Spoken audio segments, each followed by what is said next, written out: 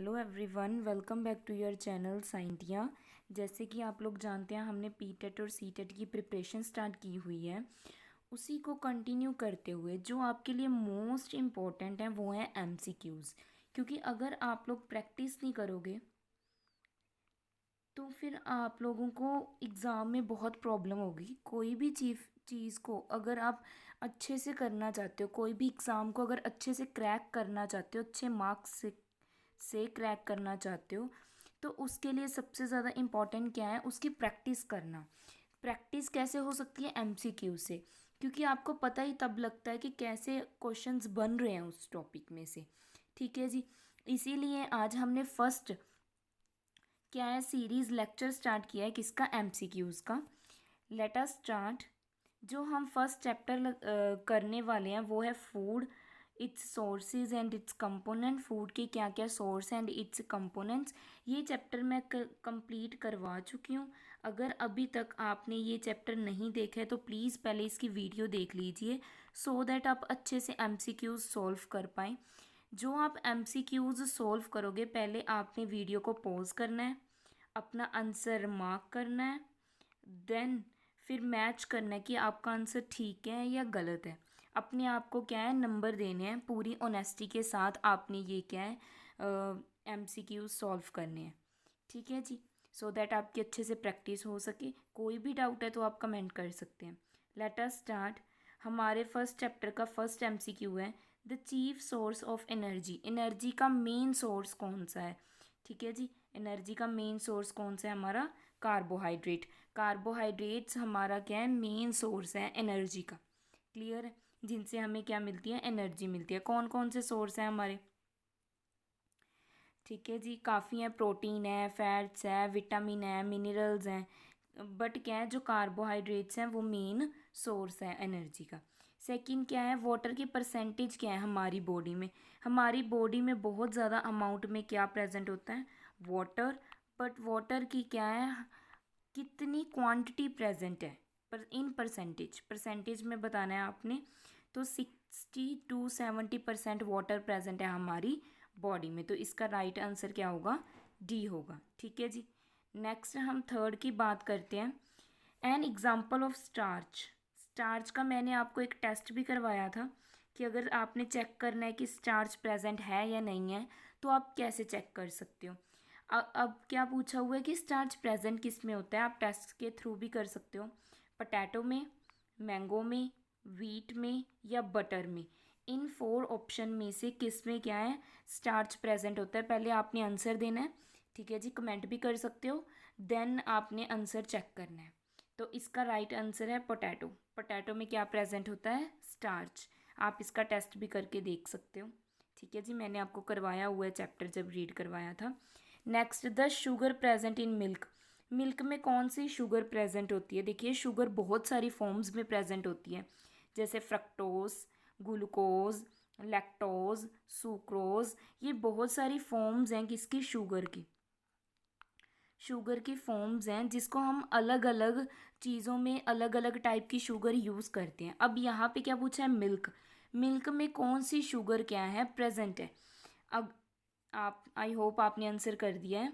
तो इसका जो राइट आंसर है वो है लैक्टोस। लैक्टोस शुगर है जो मिल्क में प्रेजेंट है। आपने ये याद रखना है। देखिए, आप जो कर्ड होती है उस पर कौन सा बैक्टीरिया होता है? ठीक है, लैक्टोबैकस। या हम बोल सकते हैं लैक्टिक एसिड किस में प्रेजेंट होता है? लैक्टिक एसिड किस में प्रेजेंट होता है? ये भी मिल्क में या मिल्क के प्रोडक्ट्स में। एक क्वेश्चन और बन सकता है, हम किससे मेयर करते हैं मिल्क को? लैक्टोमीटर से। किससे मेयर करते हैं? वेट, मैं यहाँ पे लिख देती हूँ, लैक्टोमीटर से। तो जितनी भी चीज़ें, ये लैक्टोस वर्ड आएगा वो किसको रिप्रेजेंट करता है? जितनी भी चीज़ें क्या बनी हुई हैं, मिल्क से बनी हुई हैं, उनमें देखिए लैक्टोज प्रेजेंट है, शुगर। लैक्टिक एसिड प्रेजेंट है। लैक्टोमीटर से हम क्या है, मेयर करते हैं। तो ये सब चीज़ें किसके साथ लिंक करती हैं? मिल्क से। मिल्क के साथ क्या करती हैं? लिंक करती हैं। ये आपका एक याद करने का क्या है, मेथड है। ठीक है जी। नेक्स्ट हम बात करते हैं फिफ्थ क्वेश्चन की। फैट सोलुबल विटामिन्स कौन से हैं? देखिए, फैट सोलुबल विटामिन्स मैंने आपको करवाया हुआ है। इसकी एक ट्रिक भी करवाई थी अगर आपको याद है। Vitamin A, vitamin D, vitamin K, vitamin ई या फिर विटामिन बी, बी कॉम्प्लेक्स या दोनों ए एंड डी। आपने बताना है इनमें से कौन सी ऑप्शन क्या है करेक्ट है। ठीक है जी, तो इसका आंसर क्या है, both option A and D दोनों क्या है करेक्ट है। इसकी ट्रिक क्या बताई थी मैंने, फैट सॉल्युबल को याद रखने की, कीड़ा, KEDA। तो अगर आपने याद रखना है तो vitamin K, vitamin E, vitamin D, vitamin A, ये जो 4 हमारे पास विटामिन हैं ये कौन से हैं, फैट सोलूबल। कौन से हैं ये, fat soluble. Vitamin K, vitamin E, vitamin D and vitamin A, कीड़ा। आपने कीड़ा वर्ड याद रखना है। ठीक है जी, तो ईजिली आपका क्वेश्चन हो जाएगा। इसी के बेसिस पे नेक्स्ट क्वेश्चन है, देखिए द वाटर सोलूबल विटामिन। कौन से विटामिन ऐसे हैं जो वाटर सोलूबल हैं, ऑप्शन देखते हैं। फर्स्ट ऑप्शन है आपकी vitamin B, vitamin C, vitamin D second option. Third vitamin K, vitamin E and D option है vitamin A and vitamin B. आप लोग वीडियो पॉज करके पहले आंसर दे सकते हैं। ठीक है जी, तो इसका जो आंसर है, अब देखिए कीड़ा में क्यों कौन कौन से विटामिन हो गए, विटामिन के हो गया, विटामिन ई हो गया, विटामिन डी हो गया, विटामिन ए हो गया, रह कौन सा गया, vitamin B and vitamin C. तो ये कौन से हुए, वाटर सोलूबल। अब देखिए ऑप्शन में कहाँ है ये, first option vitamin B and vitamin C, ये क्या है, वाटर सोलूबल है। ठीक है जी, अब बी ऑप्शन की बात करें, विटामिन सी तो वाटर सोलूबल है बट विटामिन डी क्या है, फैट सोलूबल। सिमिलरली ये दोनों तो क्या है, फैट सोलूबल, मीन्स विटामिन के एंड विटामिन ई। बट अगर हम बात करें डी ऑप्शन की तो विटामिन डी में विटामिन ए क्या है, फैट सोलूबल, और विटामिन बी क्या है, वाटर सोलूबल। ठीक है जी, तो आपने मेन क्या याद रखना है, ये कीड़ा वर्ड याद रखना है। नेक्स्ट हम बात करेंगे हमारे 7th की। देखिए 7th में क्या दिया हुआ है, डाइट्री फाइबर्स। डाइट्री फाइबर्स को क्या कहते हैं या किससे बनते हैं, देखिए ये प्रोटीन से बनते हैं, फर्स्ट ऑप्शन है। सेकंड ऑप्शन है इनको रफेज बोलते हैं। थर्ड ऑप्शन है सेलुलोज बोलते हैं, या फिर कॉलगन फाइबर्स बोलते हैं। ये आपने अब बताना है। आप लोग क्या है ध्यान से कीजिए, जो मैंने चैप्टर्स करवाए पहले उसको कीजिए अगर आपने नहीं किया हुआ, ऐसे रट्टे लगाने का कोई भी फ़ायदा नहीं है। तो इसमें से क्या आंसर आएगा, डाइटरी फाइबर्स को क्या बोलते हैं हम, रफेज बोलते हैं। ठीक है जी, ये आपने याद रखना है, इम्पॉर्टेंट है ये क्वेश्चंस। नेक्स्ट क्या है 8th question, the presence of starch in raw food can be tested by. जो फूड में क्या प्रेजेंट होता है, स्टार्च जो हमने फर्स्ट किया किस में प्रेजेंट था, पोटैटो में। किस में प्रेजेंट था, पोटैटो में। ये जो मैं आपको डेली के डेली 15 क्वेश्चंस करवाऊंगी ना, ये इम्पॉर्टेंट मोस्ट इम्पॉर्टेंट 15 क्वेश्चंस करवाऊंगी डेली। ठीक है जी, तो आप बताइए अब जो पोटैटो प्रेजेंट है, पोटैटो में स्टार्च प्रेजेंट है, उसको कौन से टेस्ट से कर सकते हैं, आयोडीन सोल्यूशन के साथ, dilute iodine solution, dilute HCl solution, dilute NaOH solution, या ऑल ऑफ दीज। 4 की 4 करेक्ट है। ठीक है, आपने बताना है कि या तो 4 की 4 करेक्ट हैं, या डिल्यूट आयोडीन सोल्यूशन से, डिल्यूट HCl सोल्यूशन से, या डिल्यूट NaOH सोल्यूशन से। तो इसका जो करेक्ट आंसर है वो है डिल्यूट आयोडीन सोल्यूशन। हम किससे कर सकते हैं इसका टेस्ट, डिल्यूट आयोडीन सोल्यूशन से। कौन सा कलर दे देता है ये, जब इसके ड्रॉप्स हम पोटैटो पे डालेंगे, ब्लू ब्लैक कलर। कौन सा कलर, ब्लू ब्लैक कलर। ठीक है जी, ब्लू ब्लैक कलर क्या है, पोटैटो पे जब आप ड्रॉप्स डालते हो तो वो क्या शो करता है कि उसमें क्या प्रेजेंट है, आयोडीन प्रेजेंट है। ठीक है जी, नेक्स्ट हम बात करते हैं हमारे 9th क्वेश्चन की, जो कि है the diseases that are occurs due to deficiency. किसकी डेफिशिएंसी, किसकी कमी से होता है। ठीक है जी, vitamin A first option, second option vitamin B, third option vitamin C, या फोर्थ ऑप्शन आयोडीन। आपने बताना है कि किसकी कमी से हमें क्या है, ये क्या गिटार की जो डिसीज़ है इससे क्या होती है, हमारी जो नेक होती है वो फूल जाती है, स्वॉलन हो जाती है। ठीक है जी, तो ये किससे होती है, आयोडीन से। Correct. Next 10th question, the diseases. Caused by vitamin A. Vitamin A की कमी से कौन कौन सी डिसीजेज होती हैं? Beri, scurvy, night blindness, none of these. ठीक है जी, 4 में से कौन सी करेक्ट ऑप्शन है? विटामिन ए की कमी से कौन सी डिसीजेज होती है? Night blindness. रात को हमें क्या है, डिम दिखाई देने लगता है, हम प्रॉपर वे में नहीं देख पाते, जिसको क्या है, विटामिन ए की कमी हो। किससे मिलता है विटामिन ए? मिल्क से, एग से, ठीक है जी, फ्रूट से या लीफी वेजिटेबल से। क्लियर? और बेरी किससे होता है? विटामिन बी से। ठीक है जी, ये इंपॉर्टेंट है। 15 क्वेश्चन मैं फिर रिपीट कर रही हूँ, जितने भी आपको मैं 15 क्वेश्चंस डेली के करवाऊंगी, ये क्या है, इंपॉर्टेंट है। नेक्स्ट हम बात करते हैं हमारे 11th क्वेश्चन की। OPV stands for. OPV की फुल फॉर्म क्या है? ओरल पल्स वैक्सीनेशन या vaccine, oral polio vaccine, oral polio ventilation या नन ऑफ दीज। आपने बताना है इन 4 ऑप्शन में से कौन सी करेक्ट ऑप्शन है। देखिए, जो ओ का मतलब तो देखिए सभी में सेम है, ओरल, बट मेन क्या इसकी जो डेफिनेशन है या करेक्ट ऑप्शन बोले वो कौन सा है? B, oral polio vaccination. ये छोटे बच्चों को लगाई जाती है पोलियो की वैक्सीनेशन। ड्रॉप्स नहीं डालने आते पोलियो के, वो ड्रॉप्स भी डालते हैं और हमको इंजेक्शन भी लगते हैं। हमारे आम पे आप बोल देख सकते हो, निशान होता है एक, ठीक है जी, एक इंजेक्शन का साइन होता है, बोल सकते हैं, ठीक है जी। तो ये हर बच्चे को लगाया जाता है oral polio vaccination. Next is 12th question. PEM stands for. PEM की क्या है, फुल फॉर्म क्या है?